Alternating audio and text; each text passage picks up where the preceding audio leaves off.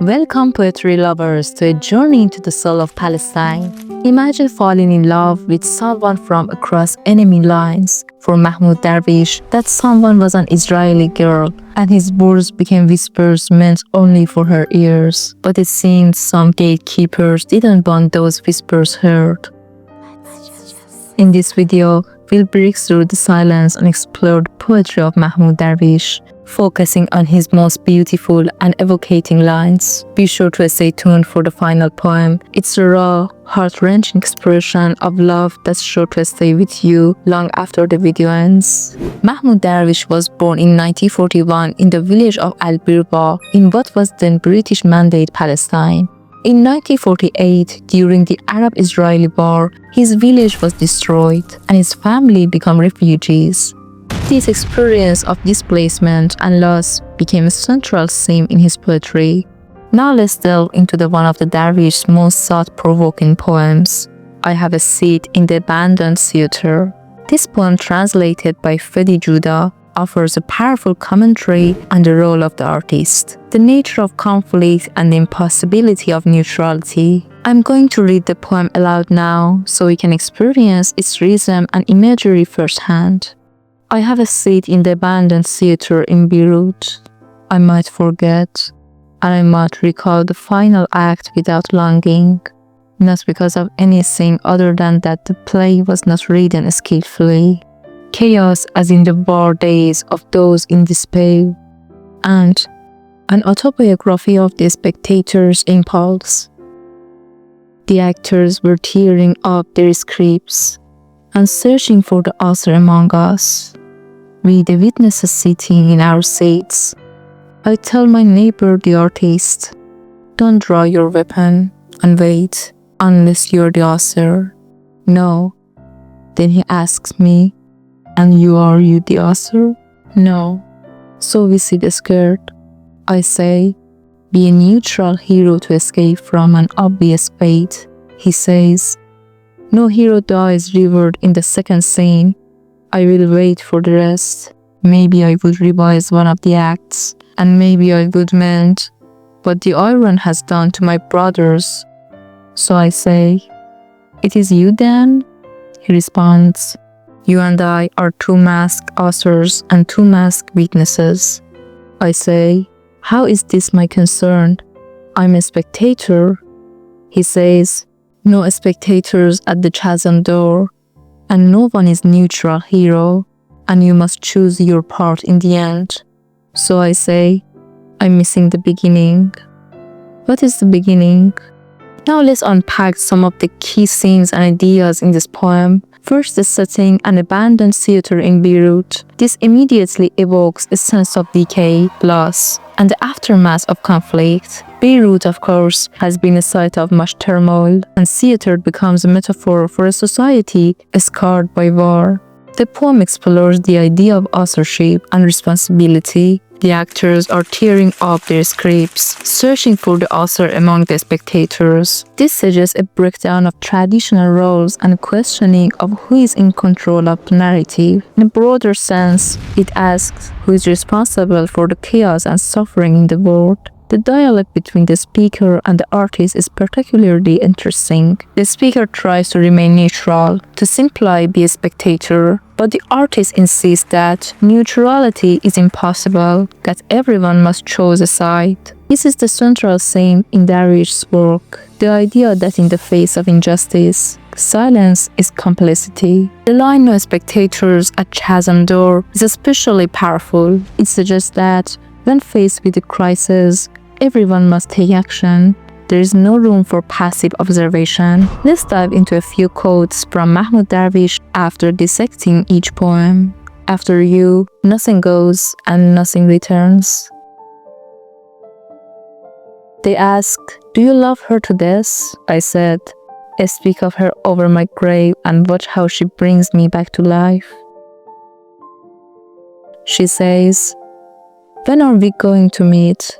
I say, after the war is over. She says, when does the war end? I say, when we meet.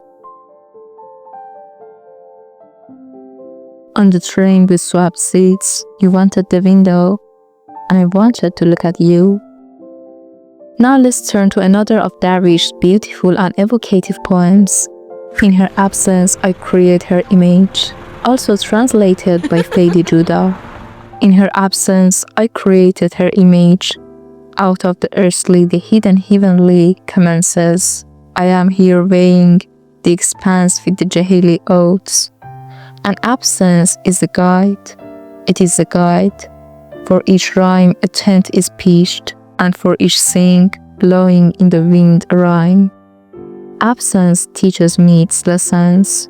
If it weren't for the mirage, you wouldn't have been steadfast.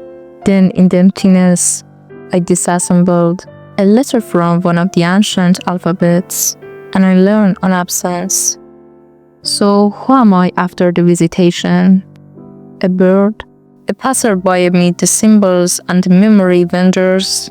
As if I were an antique piece, as if I were a ghost sneaking from Yebus, telling myself, let's go to the 7 hills. Then I place my mask on a stone and walk as a sleepless walk, led by my dream. And from one moon to another I leaped.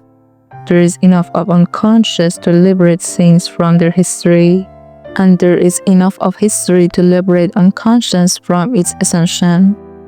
Take me to our early years, my first girlfriend says. Leave the windows open for the house sparrow to enter your dream, I say. Then I awaken, and no city is in the city, no here, except there, and no there but here. If it weren't for the mirage, I wouldn't have walked to the 7 hills. If it weren't for the mirage. This poem is a meditation on the powerful of absence to shape our perceptions and fuel our imagination. The speaker creates an image of a woman in her absence, suggesting that the ideal is often more powerful than reality. The poem is filled with references to history and culture, particularly the Jahili odes, which are pre-Islamic Arabic poems. This suggests a connection to the past and a search for meaning in tradition. The line absence teach me its lessons. If it weren't for the mirage, you wouldn't have been steadfast, is a key to understanding the poem. The mirage represents illusion, but it also represents hope and the ability to persevere in the face of hardship. It suggests that sometimes we need to believe in something that may not be real in order to keep going. The poem explores the blurring of boundaries between reality and dream, past and present, here and there. The speaker feels like a ghost sneaking from the Yebus, a reference to Jerusalem. This reinforces the themes of displacement and the longing for a lost home. He often wrote about the woman in his life, and his poems are filled with a sense of longing for connection and intimacy. The poem also speaks to his broader sense of displacement and his yearning for a homeland that he could never fully return to. In her absence, I created her image is a testament to the power of the human imagination to create beauty and meaning in the face of loss. It is a reminder that even in the darkest of times, we can find solace and inspiration in our memories, our dreams, and our connections to the past. And now quotes from him, "You're killing me, and you're keeping me from dying. This is love." The image of love reveals itself there in a profoundly present absence. And you became like coffee in the deliciousness and the bitterness and the addiction. Love, we have no aim but defeat in your wars. All roads lead to you, even those I took to forget you. We once said that only death would tear us up apart. This was late, and we split. Let's explore one more of Darwish's captivating poems, If I Were Another, again in Fadi Judah's translation. This poem delves into themes of identity, transformation, and the allure of the unknown. I read the poem now. Pay attention to its exploration of the self and the possibilities of change. If I were another on the road, I would have not looked back. I would have said, But one traveler said to another, "Stranger, awaken the guitar more. Delay our tomorrow so our road may extend and space may widen for us, and we may get rescued from our story together. You're so much yourself, and I am so much other than myself right here before you. If I were another, I would have belonged to the road. Neither you nor I would return. Awaken the guitar and we might sense the unknown and the road that tempts the traveler to detest gravity. I am only my steps, and you're both my compass and my chasm. If I were another on the road, I would have hidden my emotions in the suitcase. So my poem would be of water, diaphanous, white, abstract, and lightweight, stronger than memory and weaker than dewdrops. And I would have said, my identity is this expanse. If I were another on the road, I would have said to the guitar, teach me an extra string, because the house is further and the road to it prettier. That's what my new song would say. Whenever the road lenses, the meaning renews, and I become two on this road, I and another. This poem is a powerful exploration of the desire for change and the possibility of reinventing oneself. The speaker imagines what it would be like to be another on the road, free from the constraints of the past and open to new experiences. The roads become a metaphor for life's journey, and the guitar represents creativity and self-expression. The speaker argues the stranger to awaken the guitar more, suggesting a need to embrace art and music as a means of transformation. The speaker feels trapped by their own identity and longs to break free. The image of hiding emotions in a suitcase suggests a desire to create art that is detached and objective. The poem ends with the idea that whenever the road lenses, the meaning renews, and I become two on this road, I and another. This suggests that the journey of self-discovery is ongoing, and that we are constantly evolving and becoming someone new. For our final poem today, we'll explore Mahmoud Darwish's Your Night is of Lilac, once again in Fadi Judah's translation. This poem is a beautiful and sensual exploration of love, identity, and the power of language to illuminate the darkness. I'll read the poem now, paying attention to its lyrical quality and its exploration of inner landscape. The night sits whenever you are. Your night is of lilac. Every now and then gesture escapes from the beam of your dimples, breaks the one glass, and lights up the starlight. And your night is your shadow, a fairy tale piece of land to make our dreams equal. I am not a traveler or a dweller in your lilac night. I am he who was one day me. Whenever night grew in you, I guess the hearts rang between two grades. Neither the self accept, nor the soul accept. But in our bodies a heaven and earth embrace, and all of you is your night. Radiant night like a planet ink. Night is a covenant of night, crawling in my body, anesthetized like a fox's sleepiness. Night diffusing a mystery that illuminates my language. Whenever it is clearer, I become more fearful of a tomorrow in the feast. Night is stirring, at itself safe, and assured in its endlessness. Nothing celebrates it, except its mirror and the ancient shepherd songs in the summer of emperors who yet seek on love. Night that flourish on its Jahili poetry and the whims of Emru, Elqis and others, and widening for the dreamers to milk paths to hungry moon in the remoteness of speech.